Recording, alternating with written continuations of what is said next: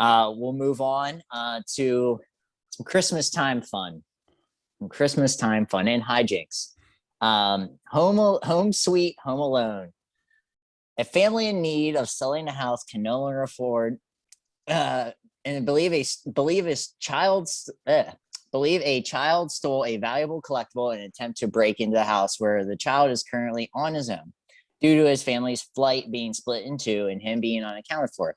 He must then defend the house from the invaders. Ellie Kemper, Rob Delaney, and Archie Yates star in Home Sweet Home Alone.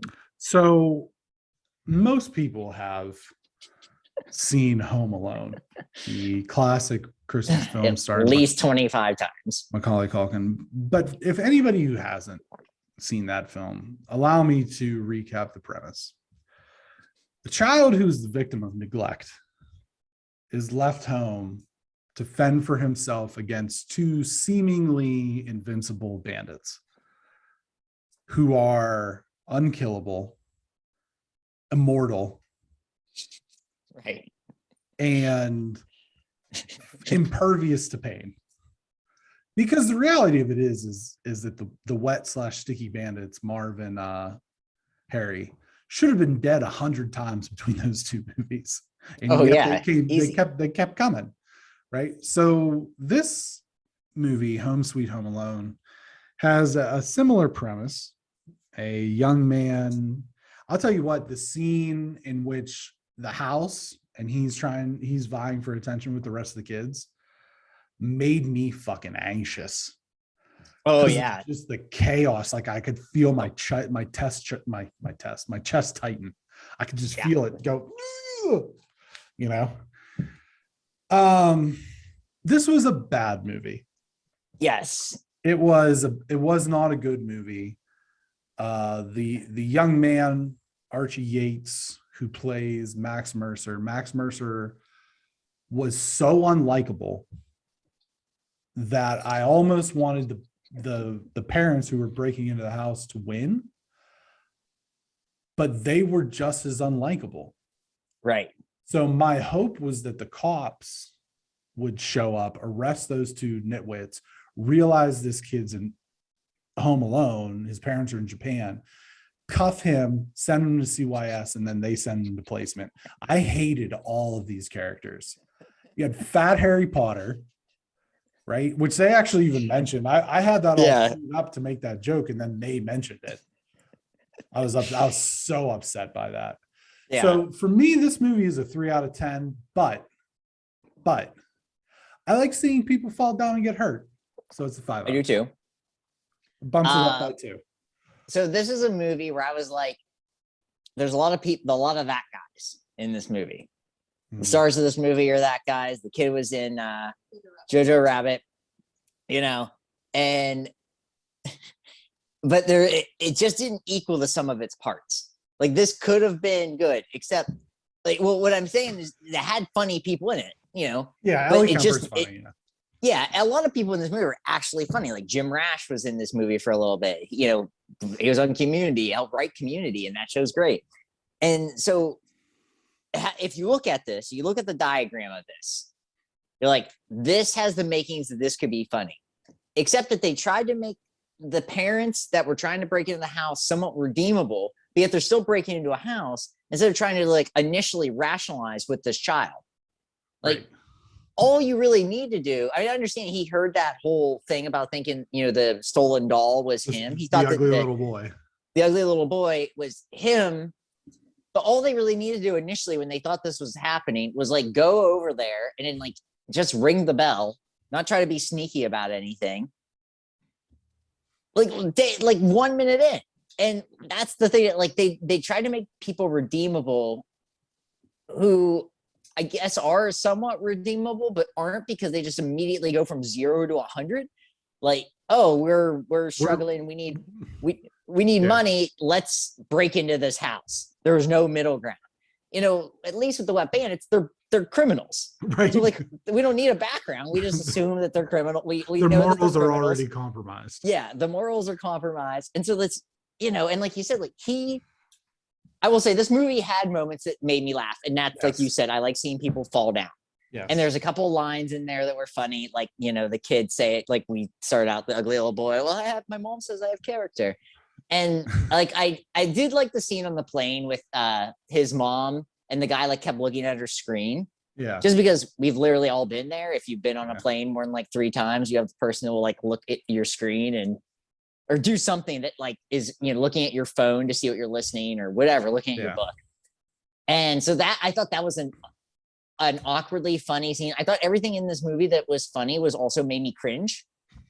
And I think it's maybe because I'm teaching someone to like teaching children the exact age of Max. Yeah. And so when you see that he's doing things that like, oh, of course I have to use the restroom. I have a 10-year-old small bladder. And it's like, I get that now because these kids have to go to the bathroom every 20 minutes. And so like all these things made me cringe because I think I like cringe more because I'm around kids like this. So, and then the redeeming part at the end where like, oh, well, it wasn't you. We just wanted this doll. And they realized it was the soda.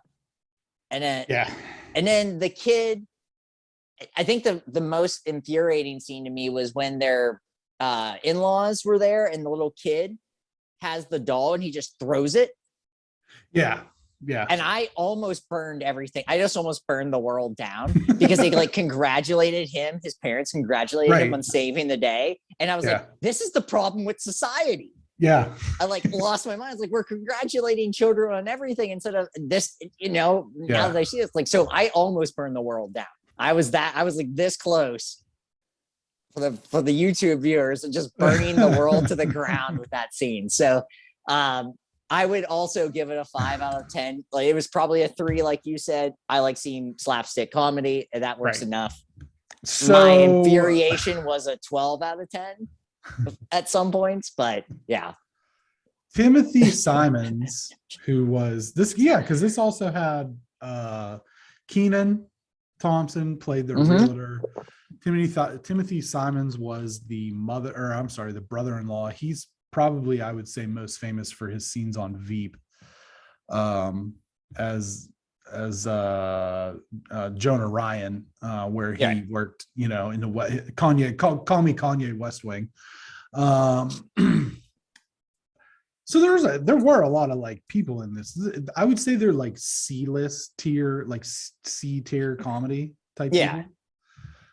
I will say, like you said, there were some moments that I laughed out loud. To me, around the 45 to 50 minute mark, when they say, okay, we're going to go around back and we're going to get in through the back. And then there's this high wall.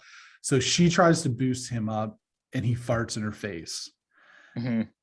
And then his pants come off and then he crashes through like the playhouse and she realizes that there's just a side gate. And then they like blow into this house and it's just some family and they're reading The Night Before Christmas and shit. Yeah. And then they go walking across the pool. And then I will say that was also funny when they came back and their clothes had completely frozen. Yes. That was funny. I didn't think like the traps that he set. I hate, like, this is something that I hate in a movie like this, where he diagrams the whole thing out in colored chalk on a chalkboard. And then he lays all of his traps and then he comes back and he looks at it and he does this. The nod of approval. The nod of self-approval. It's like, come on. Yes. Shooting her face up with the thumbtack or pushpin laden darts was really funny. What else was pretty good? The VR thing, while really funny, not at all believable. Right. Because I have a VR headset. There's no mistaking having one of those things strapped to your face. Like, there's no way that a person's going to come to and be like, oh my goodness, where am I at? I'm on a cliff. There doesn't feel like there's anything strapped to my face right now. I honestly thought I missed something.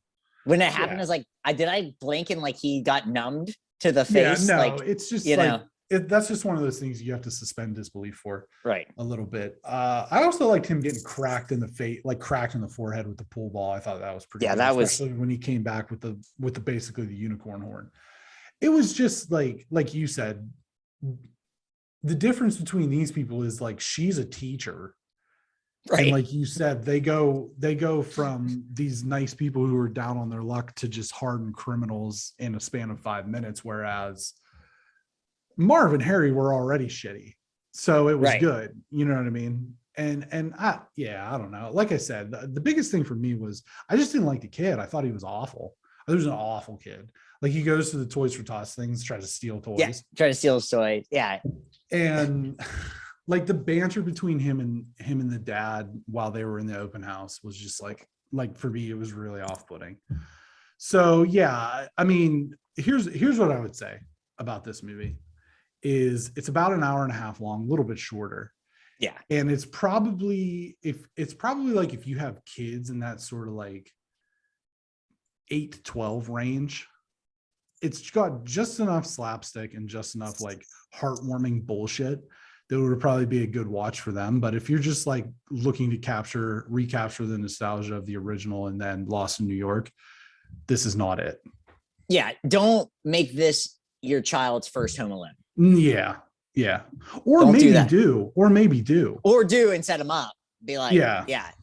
Check this out. And now we'll watch Kevin McAllister. I did like the nods to the McAllisters. His brother. Sure. Buzz That was Buzz. is the police officer. Right. I like that. So that was fun. And the McAllister home security, all that good stuff. So the pizza is Little Nero's Pizza, all that stuff. I like those things. I like nods to the originals.